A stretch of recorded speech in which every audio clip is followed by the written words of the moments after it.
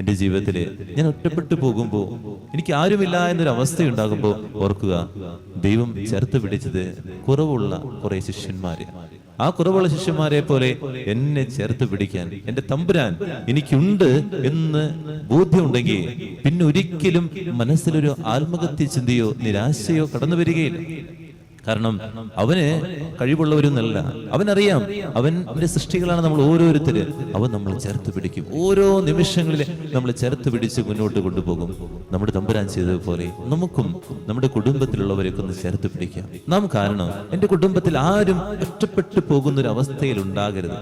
എൻ്റെ നാവ് കൊണ്ട്, എൻ്റെ പ്രവൃത്തി കൊണ്ട് അവർ ഒറ്റപ്പെട്ടു പോകുന്നു, അവർ വേദനിക്കുന്നുണ്ടെങ്കിൽ നമുക്ക് ദൈവസന്നിധിയിൽ മാപ്പ് ചോദിക്കാം. ദൈവം നമ്മളെ പഠിപ്പിക്കുന്ന വലിയ പാഠം ചേർത്ത് പിടിക്കുക.